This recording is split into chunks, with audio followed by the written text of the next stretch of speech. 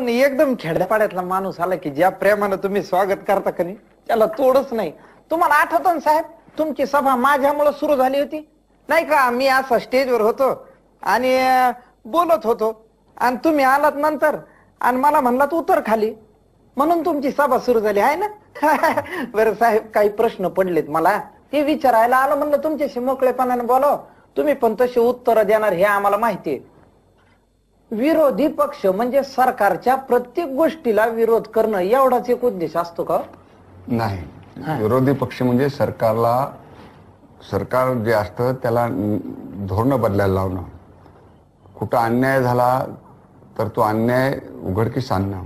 बरं. आणि सरकार एक सक्षमपणाने काम करावं म्हणून लोकशाहीमध्ये विरोधी पक्ष एक अंकुश म्हणून त्याचा वापर होऊ शकतो. विरोधासाठी विरोध करण्यासाठी विरोधी पक्ष नसून जे चांगलं झालं त्याला चांगलं म्हणणं आणि अयोग्य ते अयोग्य सरकारच्या नजरेस आणून देणं हे विरोधी पक्षाचं काम आहे. बरोबर.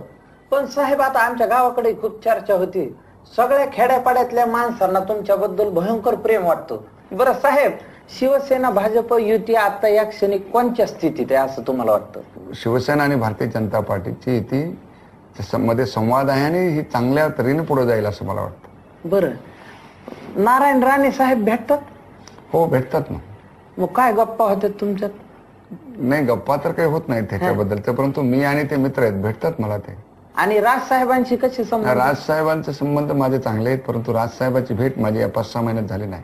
बरं. प्रमोदजी वारले तेव्हा ते भेटले होते, त्याच्यानंतर भेट झाली नाही. आपण उपमुख्यमंत्री असताना दाऊदला पकडून आणू अशी घोषणा केली होती, मग नेमकं घोडं आडलं कुठं? उपमुख्यमंत्री असताना केली नव्हती मी घोषणा, परंतु मी एक लढाई लढलो होतो. 93 साली बॉम्बस्फोट झाले. बरोबर. त्या बॉम्बस्फोटाचा कटाचा सूत्रधार हा दाऊद होता आणि त्यांनी हे कट घडवून आणला, म्हणून त्याला या देशात आणलं पाहिजे ही भूमिका मी मांडली. एनरॉन समुद्रात बुडवू अशी घोषणा करणारे नंतर पुन्हा एनरॉनला पाठिंबा देऊ लागले, मग हा जनतेचा विश्वासघात आहे असं नाही का वाटत? नाही, कारण एनरॉनला मी विरोध केला होता. एनरॉन ज्या रूपात आला होता त्याला बरोबर विजेची कमतरता आहे आणि एनरॉन हा विदेशी गुंतवणूक असलेला, म्हणजे आपल्या देशात पैसा नसल्यामुळं परदेशातून पैसा आणून गुंतवलेला हा प्रोजेक्ट आहे. आणि तो परंतु आपल्या देशात कोणताही प्रोजेक्ट आणायचा असला, प्रकल्प आणायचा असला तर त्याला त्याच्यामध्ये स्पर्धा झाली पाहिजे, निविदा म्हणजे टेंडर निघालं पाहिजे. तर ते त्याच्यात झालं नव्हतं. डायरेक्ट सरकार आणि एनरॉन मध्ये करार होऊन ते आला होता, म्हणून त्याला माझा विरोध होता. विजेची खरेदी किंमत जास्त होती आणि त्याचा संपूर्ण भांडवली खर्च जास्त होता, म्हणून मी त्याला विरोध केला. आणि मग त्याला मी सत्तेत आल्यास त्याचा करार रद्द केला, म्हणजे समुद्रात बुडवला. बरं, उपमुख्यमंत्रीने असताना आपण ज्या ज्या घोषणा केल्या त्यातल्या किती पूर्ण झाल्या? जवळपास सर्व पूर्ण झाल्या. बरं, त्यातल्या काही उल्लेखनीय सांगण्यासारख्या आम्हाला? म्हणजे मी सांगतो की महाराष्ट्रात दंगा होणार नाही. महाराष्ट्रात एकही दंगा झाला नाही. महाराष्ट्रात एकही बॉम्बस्फोट माझ्या काळामध्ये झाला नाही. मुसलमान आणि हिंदू समाजात आधी खूप तणाव होता, तोही तणाव दूर करू म्हणलं, तो झाला. मस्जिदीला FSI दिला आणि मंदिरामध्ये सुद्धा आरती करण्याच्या संबंधीची व्यवस्था केली, ज्याच्यामुळं हिंदू मुसलमानांच्या नेत्यांची बैठक मी केली आणि एक सलोखा घडवून आणला. बरोबर, ते काम मी केलं. मुंडे साहेब एक डायनॅमिक नेता म्हणून फेमस आहेत.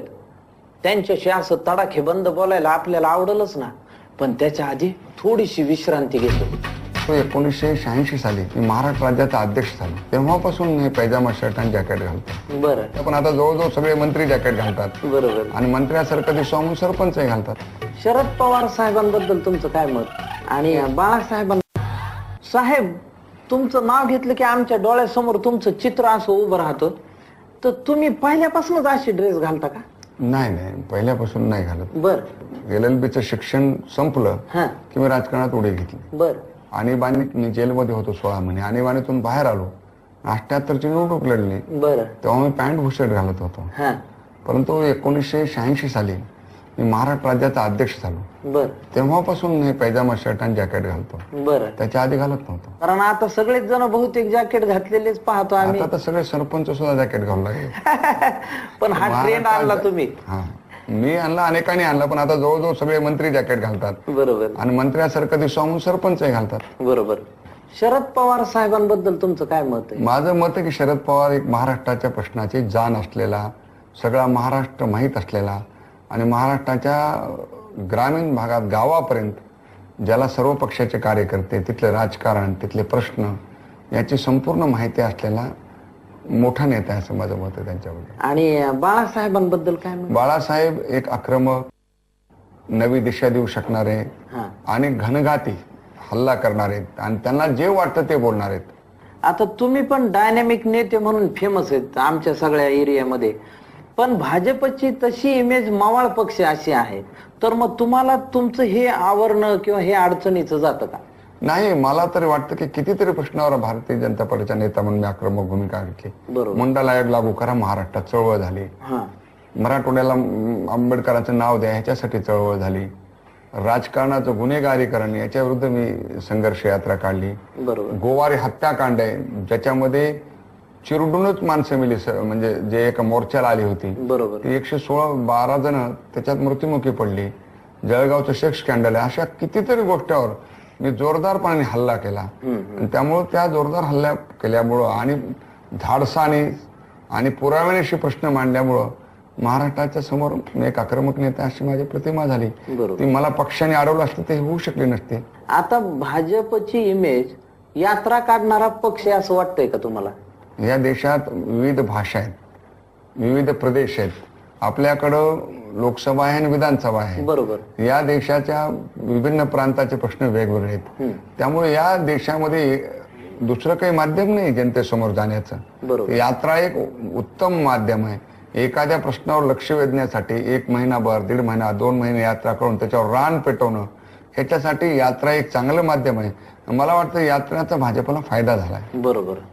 बरं, आता युतीमधले प्रमुख जी होते, मग आता नितीनजी आणि तुम्ही ही परंपरा पुढे नेताय का? होय. बरं. आणि तुमच्यामध्ये एक वाक्यता आहे का? आहे. कारण मीडियावाले मध्येच असं डाव प्रति डाव म्हणतात, कलगी तुरा चालू आहे म्हणतात त्यांच्या. आता मीडियावाल्यांना दाखवणं आणि लिहिणं हा त्यांचा अधिकार आहे. बरोबर. परंतु प्रमोद महाजन हे युतीचे शिल्पकार होते.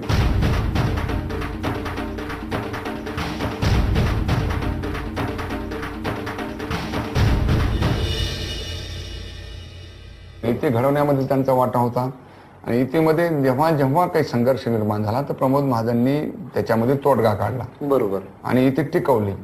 मला वाटतं की आता मी स्वतः हे मानतो की आता युती टिकवणं ही जबाबदारी माझ्यावर आहे. बरोबर. आणि युती टिकवण्यासाठी जे कष्ट घ्यावे लागतील किंवा शिवसेनेशी संबंध ठेवावे लागतील आणि कधी कधी युती टिकवायची म्हणल्यास महाजन काय करत होते, दोन्ही पक्षाला समान लेखत होते. बरोबर. कधी कधी आता मला या भूमिकेत जावं लागेल, शिवसेनेची बाजू समजून घ्यावं लागेल, भाजपची समजून घ्यावं लागेल. बरोबर. आणि न्याय भूमिका घ्यावं लागेल, तर युती टिकेल असं मला वाटतं आणि ती भूमिका मी घेईल. हा.